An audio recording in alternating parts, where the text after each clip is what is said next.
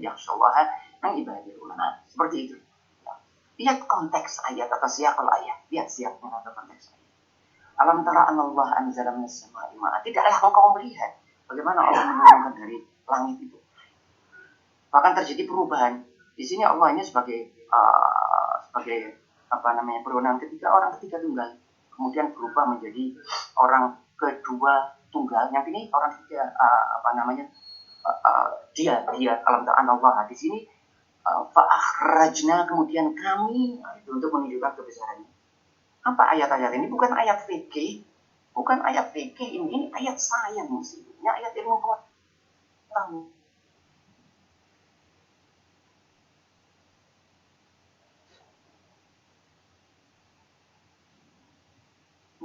Bukan ayat ini yang dimaksud dengan ulama itu para saintis, para ilmuwan di ayat ini ya. Karena konteks ayat ini sama sekali tidak berbicara tentang fikih, tidak berbicara tentang ibadah, ini berbicara tentang melihat alam. Ya. Bahkan dikatakan di sini waharabi busud. Ini kalau saya lihat wahumrun judatun bidun, ini trek-trek yang ada di alam. Ada marmer, ada granit, ada batu bara. Bahkan harabi busud ini raven black. Jadi hitam sehitam burung gagak. Hirbib di dalam bahasa Arab, hurab itu artinya gagak. Jadi ada istilah aswad hirbib, maksudnya hitam pekat. Nah, itu dugaan saya mungkin batu bara. Jadi ini ayat-ayat ilmu pengetahuan. Sehingga Allah mengatakan bahwa yang takut kepada Allah itu adalah para saintis atau para ilmuwan. Tidak menutup bahwa para ilmuwan agama dengan sendirinya malah pada garda yang paling depan. Benturan agama dan sains materialis ini perlu saya garis bawahi, sains materialis. Ya. Tadi bapak-bapak yang tadi sudah mendahului untuk membuka acara ini sudah mengatakan hati-hati kalau di dalam Islam tidak dikenal. Bahkan istilah integrasi mungkin didandem. Karena kalau di dalam Islam itu ya sudah jadi satu. Semua ini milik Allah. Manusia ini lahir di dunia tidak punya apapun. Semuanya ini adalah milik Allah. Sehingga sayang pun ini adalah milik Allah diberikan kepada manusia. Tetapi saya garis bawahi benturan agama dan sains materialis. Ya. Kalau agama itu dogma, kalau sains itu rasional. Itu kata-katanya. Ya. Kalau agama itu tertutup, kalau sains itu terbuka. Kalau agama itu fanatik, kalau sains itu tidak. Nah, bapak-bapak mungkin yang kalau menggeluti bidang keilmuan, bapak-bapak akan tahu betapa penuh dengan kefanatikan di dunia sains. Bahkan sampai-sampai kalau ada seorang punya teori baru, teorinya itu tidak akan bisa diterima sebelum yang tua-tua meninggal dunia. Selama yang tua-tua itu masih ada, teorinya tidak bisa diterima. Ya, ketika Copernicus punya teori, nggak bisa diterima. Dia meninggal dunia baru diterima. Jadi orang sulit menerima teori yang lain. Ketika orang-orang di Galileo di Pisa itu menemukan teropong bintang dan minta profesor-profesor di Pisa untuk mengarahkan teropong bintang ke langit, mereka tidak mau. Karena mereka tidak mau berubah. Jadi hati-hati kita ini jangan naif dengan mengatakan kalau orang agama itu fanatik, kalau sains tidak. Oh jangan. Naif kita kalau itu. Di dalam dunia ilmu pengetahuan ini penuh dengan kefanatikan. Ya, bahkan nanti kita akan lihat bagaimana seorang pemenang hadiah Nobel dengan penuh kefanatikan mengeluarkan statement yang luar biasa. Ya. Agama bukan untuk ilmuwan. Ini lagi. Kalau orang ilmuwan itu, terutama di dunia barat begitu. Kalau ilmuwan ya sudah ilmu. Agama bukan untuk para ilmuwan. Kemudian agama tidak saintifik. Walaupun kalau kita tanya yang dimaksud dengan saintifik itu apa, insya Allah tidak bisa menjelaskan dengan apa yang maksudnya. Apa yang dimaksud dengan saintifik itu. Ya. Baik. Nah dalam pandangan Islam, kalau ilmu itu sakral, pemberian Allah Subhanahu wa ta'ala. Man izdada ilman wa lam yazdad bi huda lam yazdad min Allah illa qurda. Siapa yang ilmunya bertambah tapi takwanya tidak bertambah, dia tidak akan memperoleh apapun dari Allah kecuali Allah semakin jauh. Sakral bertanggungjawabnya. Maka itu nanti di hari akhir kan ada hadis Rasulullah yang mengatakan la yazalu qadama abdin yaumil qiyamah. Orang itu belum bisa bergerak di hari kiamat kecuali ciptanya. Dan salah satu pertanyaan, ilmumu itu digunakan untuk apa? Pemberian yang harus dipertanggungjawabkan kepada Allah harus membawa manfaat. Maka itu ada cerita yang sangat terkenal insya Allah dan saudara sekalian sudah pernah mendengar. Jadi ada seseorang yang datang kepada raja dan menunjukkan kehebatannya. Saya cepat saja, yaitu dia melemparkan jarum ke tanah, kemudian dia jarumnya menancap di tanah, kemudian dia lempar jarum yang kedua, dan jarum kedua itu masuk ke lubang jarum yang pertama. Kemudian dia lempar jarum yang ketiga, dan seterusnya hingga 100 jarum. Nah, raja terpesona dengan itu, dia diberi hadiah 100 dirham. Tetapi ketika dia ingin pulang, raja mengatakan ada hadiah lagi buat kamu. Dan dia dicambuk 100 kali. Kemudian orang ini bertanya, kenapa saya diberi 100 dirham dan dicambuk 100 kali? Raja mengatakan 100 dirham untuk kemampuanmu, keahlianmu yang luar biasa. Dan 100 cambuk untuk keahlianmu yang tidak ada manfaatnya. Karena cara Jawanya jentrek jarum 100 itu jentrek jarum sebanyak 100 itu buat apa? Faedahnya untuk manusia. Maka itu dalam pandangan Islam, kalau ilmu harus meningkatkan manfaat. Ya, para ilmuwan disamakan derajatnya bahkan lebih tinggi dari orang yang beribadah kepada Allah. Saya pernah di dalam satu ceramah di masjid, saya melihat ada seseorang yang datang kepada saya dengan menangis. Ya. Ternyata dia ini ya seorang ilmuwan. Dia menangis karena apa? Karena saya katakan hati-hati bahwa yang dinamakan ulama itu bukan cuma ulama. Bukan cuma orang-orang yang bergerak di dalam bidang tafsir atau fikih, bukan cuma itu. Ulama itu adalah orang yang mencari ilmu dan memanfaatkan ilmunya untuk menuju keridhaan Allah. Itu ulama. Tadi yang dibacakan tadi, wa yatafakkaruna fi khalqis samawati wal ardh, wa yatafakkaruna fi khalqis samawati wal ardh. Dan mereka-mereka yang merenung tentang penciptaan langit ini. Kebenaran agama dan kebenaran sains. Kalau sains harus dicari. Kalau agama menunjukkan dirinya sendiri. Jibril itu datang kepada Muhammad Rasulullah SAW. Datang menunjukkan dirinya sendiri. Ya, diterima sebagai kebenaran tentatif. Itu kalau sains. Hari ini betul, besok bisa salah. Kalau agama tidak. Diterima secara mutlak. Tidak bisa salah. Sampai yaumul qiyamah. Kalau agamanya benar. Ya, kalau agamanya itu adalah agama yang benar. Bukan agama yang sudah diselewengkan, tapi itu agama yang diterima secara rasional, diterima secara intuitif, menuntut penawaran, menuntut keimanan. Kalau agama diperoleh banyak orang, siapa yang mau belajar sains bisa, tetapi kalau agama lain, bukan belajar agama, mendapatkan pencerahan agama. Ini khusus untuk orang-orang tertentu, dengan para rasul, para anbiya, mungkin sedikit para awliya atau orang-orang tertentu yang mendapatkan ilham, mungkin sedikit, ya, dan sifatnya normatif. Kalau sains non-normatif. Boleh saudara bilang normatif. Sekarang ini kadang-kadang normatif. Saya materialis normatif, mengajak orang untuk jauh dari Allah Subhanahu wa Ta'ala.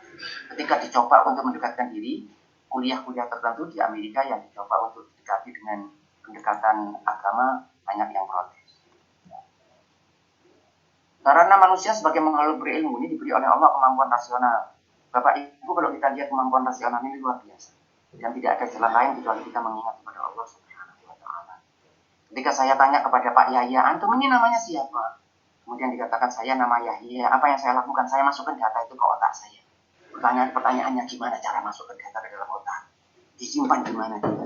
Bentuknya material atau non material? Bisa di-scan atau tidak? Pada suatu hari saya bertemu dengan Pak Yahya. Kemudian saya ingat siapa namanya Bapak ini. Kemudian saya masuk lagi ke dalam otak saya. Gimana mekanisme itu? Pertanyaan saya, is there anybody in the world could explain it? Ada nggak manusia di dunia bisa jelaskan itu? Saya pasti nggak ada itu bisa dijelaskan. Para dokter paling banter cuma dopamin, serotonin, sinap, syarat. Tapi saya tidak tanya itu bagaimana mekanismenya bekerja itu loh. Sehingga saya bisa menarik data itu, saya simpan di mana, wallahu a'lam. Itu pemberian Allah Subhanahu wa Ta'ala. Jika diberi kemampuan rasional, saya tidak punya waktu panjang untuk menjelaskan tentang kemampuan rasional ini yang banyak. Bahkan yang paling mudah kalau saya katakan kepada Bapak, kita punya nanas, kita punya mangga, kita punya rambutan, kemudian saya tanya kepada Bapak dan Ibu, ini masuk kategori apa? Insya Allah semua akan mengatakan, ini kategori buah-buahan. Kenapa manusia bisa melakukan itu? Kita tidak pernah berpikir, kita menganggap itu kan pokoknya itu mesti sakit. Oh, itu ciri berpikir rasional. Menempatkan entitas-entitas dalam kategori. Dugaan saya binatang mungkin tidak punya kemampuan. Binatang tidak punya kemampuan. Dunianya rasional, kata Einstein, yang saya tidak bisa mengerti kalau dunia ini bisa dimengerti. Kata Einstein gitu. Yang saya tidak bisa mengerti bagaimana dunia ini bisa dimengerti. Kemudian ada petunjuk ilahiyah. Ya. Petunjuk ilahiyah berupa ilham dan faktor kreativitas. Kadang-kadang kalau kita lihat banyak penemuan-penemuan itu Bapak-Bapak. Penemuan ini yang kelihatannya kebetulan. Nah nanti aja kalau misalnya ada yang ingin menanyakan, saya makasih. Ada penemuan yang kelihatannya kebetulan, tapi saya melihat mungkin bukan kebetulan. Jadi itu petunjuk dari Allah Subhanahu wa Ta'ala. Walaupun saya agak keberatan dengan istilah kreativitas ini. Karena kreativitas ini hanya milik Allah. Manusia itu tidak kreatif. Karena to create, bring something new, itu cuma milik Allah. Manusia ini hanya memanfaatkan. Kemudian ada hukum Allah. Ini yang menyebabkan kita bisa berpikir rasional, yaitu hukum deterministik dan hukum yang probabilistik atau yang stokastik. Ya. Kalau tidak ada hukum Allah, manusia tidak akan bisa berpikir. Ya.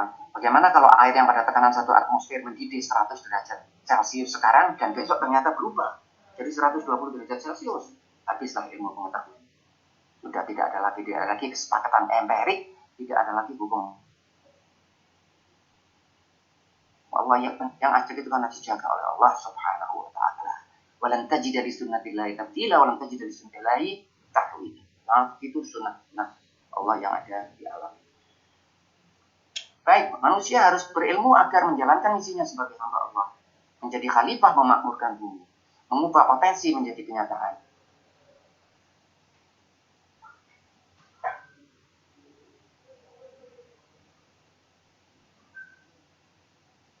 Bapak masih mendengar suara saya? Masih? Masih, Prof. Baik.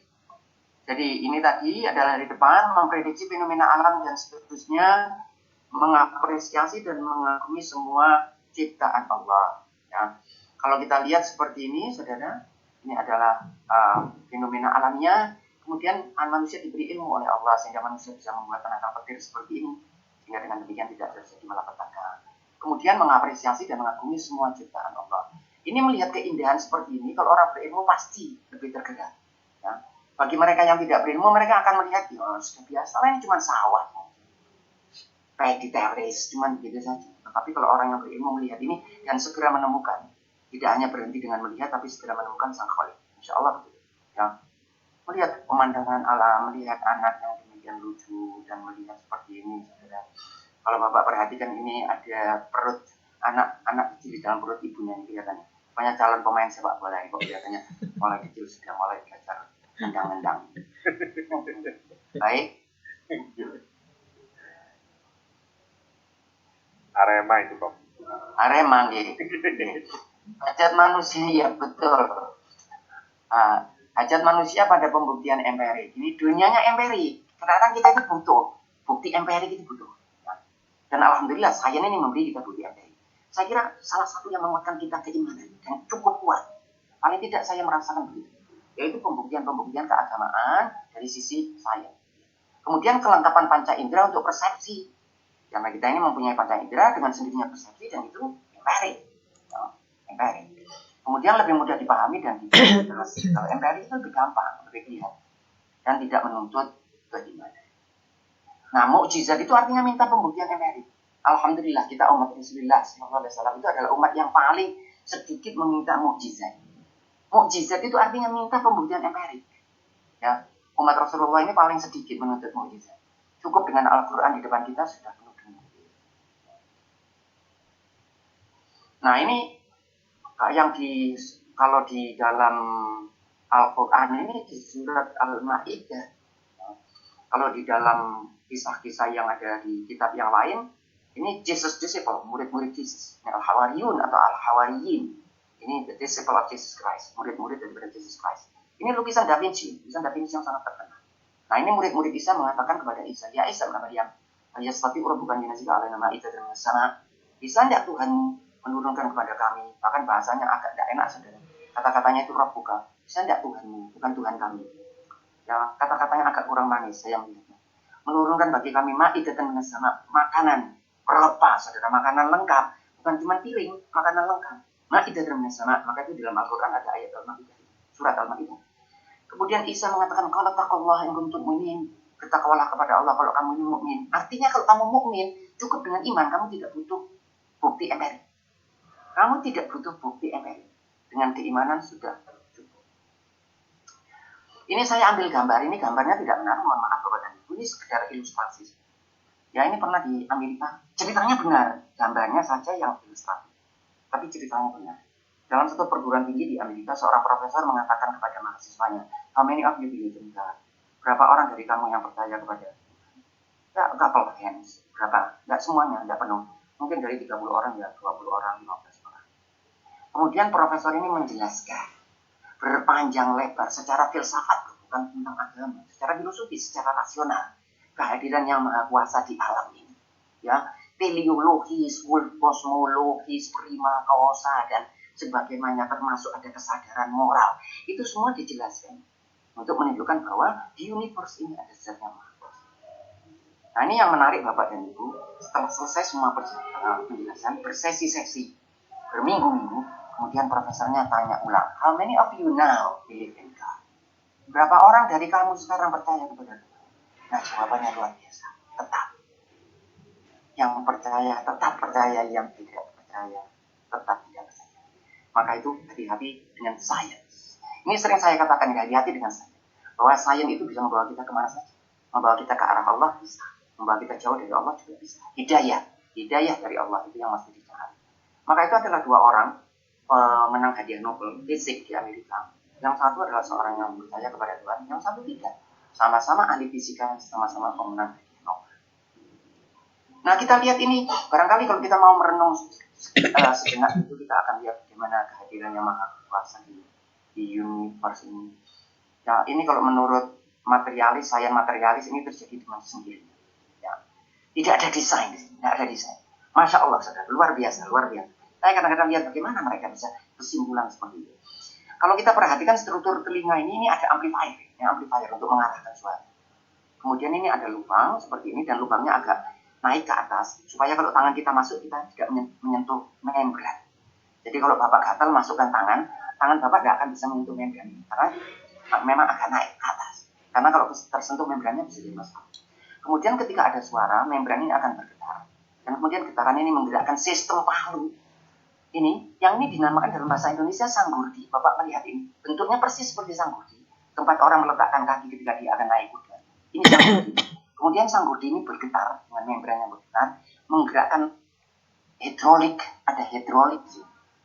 Ada cairan di sini yang kemudian di cairan itu bergetar dan di-connect dengan sistem saraf yang pergi ke otak sehingga kita bisa mendengar. Loh, ini itu kalau menurut sains materialis ini terjadi dengan sendiri. Jadi ini terjadi begitu saja. Tiba-tiba mengatur dirinya jadi membran, jadi palu, jadi landasan, kemudian jadi sanggurdi, kemudian ada koklea, kemudian ada sistem saraf. Sains. Itu mereka menamakan sains. Kita lihat contoh-contoh yang lain. Bagaimana petunjuk Allah yang diberikan kepada binatang dan termasuk kepada manusia.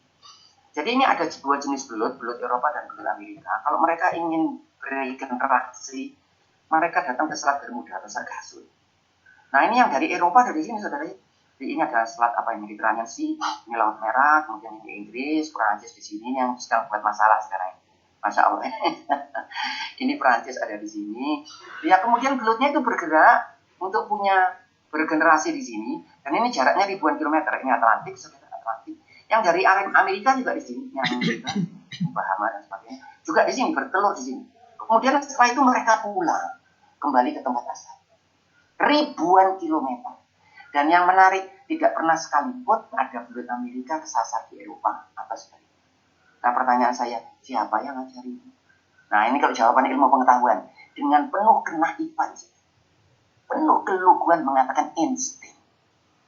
Kalau saya tanya insting itu maksudnya apa sih? Nah, ilmu pengetahuan mengatakan, loh, masa kamu tidak tahu? Insting itu gariza, dia ganti bahasa saja, tapi dia tidak bisa menjelaskan. Insting itu diperoleh dari mana? Katanya insting itu diperoleh, diturunkan.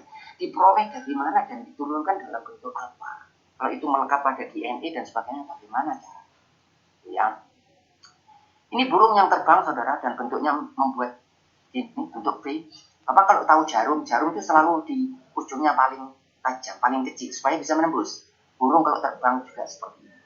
Tidak ada burung yang terbang itu berbentuknya itu beupang atau kebalikan, artinya mengarah ke sini tidak.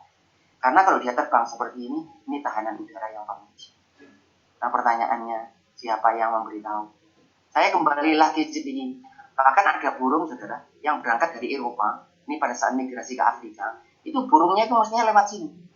Ya, tetapi karena lautnya ini terlalu besar, maka burungnya itu belok dulu. Selat Gibraltar, mengingatkan kita pada Jabal Tariq Ibn Ziyad, Selat Gibraltar. Jadi dia ke sini dulu. burungnya itu belok dulu ke sini, kemudian kembali ke sini. Nanti kalau pulang juga begini. Ini pertanyaannya yang ngajari itu siapa ya? Gitu. Kok bisa tahu itu? Kalau itu dikatakan insting dari mana? Insting dari mana? Kok bisa diturunkan? Ya lewat jin-jin, lewat genetik dan sebagainya. Baik, nah ini burung-burung ini terbang sini, ini Pasifik saudara. Burung terbang sini. Kadang-kadang yang terbang dari Alaska ke New Zealand di sini. Ini Australia, New Zealand di sini. Ini puluhan ribu kilometer. Itu kadang-kadang istirahat di Hawaii, burung-burung ini. Tetapi jarang istirahat di negara tercinta ini, jarang. Karena saya khawatir nih kalau burungnya belok ke sini, kemudian berhenti di sini, habis mungkin nanti di bebek singgah oleh orang-orang Indonesia. Jadi burung ini tidak singgah, dia tahu ini daerah berbahaya, dia langsung saja kalau tidak mampir di Hawaii, dia langsung ke. Nah, ini ada seorang ahli mekanik saudara yang membuat perhitungan saintifik yang luar biasa. Dia bisa menghitung berapa yang harus dimakan oleh burung ini sehingga dia punya kekuatan yang cukup. Karena burung ini tidak punya jet, kekuatannya cuma dari kepakan sayap. Maka burungnya mesti makan karena itu pembakaran lemak itu yang digunakan sebagai propelling system. Tetapi kalau lemaknya terlalu banyak, ini ki wong agama tok ngrungokno ngene iki ya mulek ya. Ukuran makanannya itu persis sehingga dia berangkat dari sini dan sampai di pantai New Zealand terkapar pingsan, tetapi tidak mati. Dia meration makanannya itu secara cepat, bisa sampai tetapi tidak terlalu berat, tidak terlalu ringan. Saya tanya lagi, siapa yang mau ngajari gitu? Siapa yang mau beritahu? Baik, ini saya skip saja Pak Yahya karena waktu saya sudah agak mepet sedikit. Tapi saya mepet sedikit. Ini kemungkinan ya Pak, kemungkinan bahwa asam amino itu bisa membentuk protein yang fungsional sehingga bisa menjadi makhluk hidup.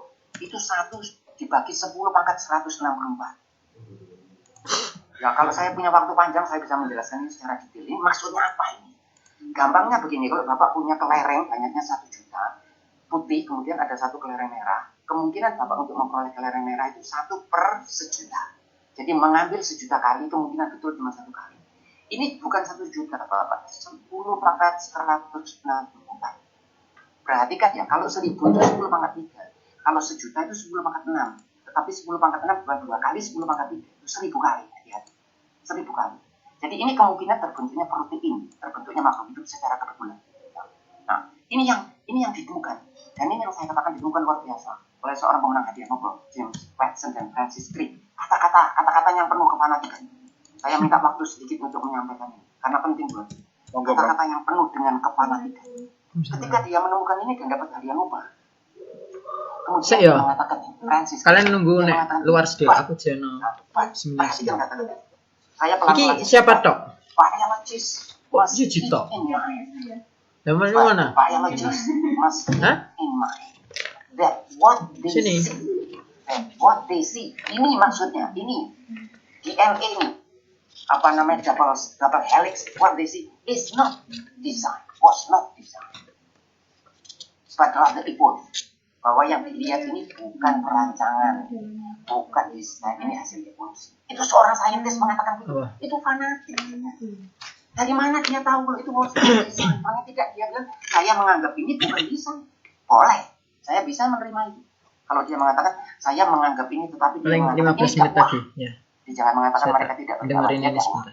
Biologis dia manggil seluruh ahli biologi bahwa ini bukan desain, ya, tetapi adalah. Nunggu di sini boleh, di luar boleh, ya. Nanti paling. Nah ini yang terakhir. Nanti kita diskusi nih hasilnya. Ya. 2 menit yang terakhir. Ini satu cerita ini yang insya Allah menarik. Ini penemuan terbaru mungkin 15 tahun kemudian. Nah, teori evolusi itu mengatakan bahwa binatang yang paling sederhana itu adalah makhluk yang paling sederhana itu adalah bakteri. Bakteri itu yang paling sederhana, uniselular, makhluk bersel sekitaran 100.000 RPM. 100,000 RPM. Saya mencoba membuat kalkulasi sederhana. Fisika SMA. Kalau saya punya sepeda motor besar kalau kecepatan rodanya 100.000 RPM, kecepatan rodanya itu Malang Surabaya 1 menit pulang balik. 1 menit. Malang Surabaya 1 menit pulang balik. Kalau saya punya kecepatan 100.000 RPM. Ini motornya ini kecil Pak, sehingga tidak bisa dilihat kecuali dengan perbesaran yang luar biasa. 8 juta motor itu cukup ditempatkan pada penantang rambut manusia. Dan kalau motor ini berputar pada 100.000 RPM, dia bisa maju bisa mundur. Kalau dia maju 100.000 RPM, dia mundur, ngeremnya itu cuma 1/4 putaran. Bisa bayangkan sistem ngerem apa itu 1/4 putaran. Jadi cuma 1/4 ngotot putaran, kemudian dia berubah arah, dia berubah putaran. Nah ini menurut evolusi ini terjadi begitu saja. Dari material kemudian berubah, dan kemudian pada akhirnya menjadi binatang begini, kemudian berubah menjadi jangkrik, berubah menjadi kadal, kemudian berubah menjadi cimpanse, kemudian ada cimpanse yang koyoknya agak sakit, kemudian berdiri, kemudian merasa kok enak ya berdiri, kemudian berubah menjadi manusia. Sama sekali tidak saintifik, tidak ada pembuktian saintifik apapun. Ya, ini yang terakhir ini, saya masih punya ini yang terakhir. Ya, yang terakhir ini kalau ilmu tidak disertai dengan hikmah, ilmu itu mestinya disertai dengan hikmah. Ya, maka itu tadi mesti ada kebijaksanaan di dalam ilmu pengetahuan. Karena kalau tidak disertai dengan hikmah, tidak ada manfaat. Maka itu perhatikan di dalam Al-Quran kalau sudah berbicara tentang Rasul, mesti ada hikmah. Ya Yahya khudil kitab bi quwwatin wa atainahu hikmah sabila selama hikmah yang diberi. Kalau tidak, ini akibatnya nanti. Teknologi sebagai salah satu aplikasi ilmu pengetahuan sudah berubah dari teknologi dengan wajah manusia menjadi teknologi beringas yang merendahkan dan menghinakan derajat manusia. Perhatikan di sekitar kita, di pabrik-pabrik itu, lihat saja apa yang dilakukan manusia di industri-industri itu. Wow, tidak lebih dari hamba sahaya. Kasihan, manusia yang demikian pintar itu akhirnya tidak ada artinya. Teknologi sudah dikuasai oleh para kapitalis, yang satu-satunya pikiran yang ada hanyalah mencari keuntungan. Tidak peduli pada nasib manusia. Teknologi berubah dari sana mempermudah hidup manusia menjadi sarana mempermudah manusia dan mendegradasi harkat dan martabat manusia. Maka itu kalau saya mendengar Internet of Things dan saya mendengar itu, saya melihatnya dengan ya was-was sedikit. Ini nanti manusia bagaimana? Sekarang sudah dibayangkan dalam 2 tahun yang akan 5 tahun atau 10 tahun yang akan datang akan ada sekitar 30 juta orang di Amerika yang kehilangan pekerjaan. Hati-hati dengan kemajuan teknologi yang tanpa hikmah. Ilmu pengetahuan sudah menjadi hamba sahaya dan mengabdi pada kepentingan teknologi yang dirancang oleh para kapitalis. Lab-lab itu dibayar oleh para kapitalis. Kalau punya penemuan, semuanya harus di-store. Tidak untuk kepentingan umat. Para ilmuwan sudah menjadi buruh gajian atau pekerja yang priuk nasinya ditentukan oleh para kapitalis. Mudah-mudahan kita selamat dari itu. Kemajuan teknologi mendatangkan penderitaan. Seringkali, hati-hati dengan kemajuan teknologi, hati-hati dengan sains tanpa hikmah. Baik Pak Yahya, saya kira itu yang bisa saya berikan. Mohon maaf kalau ada yang kurang. Bila itu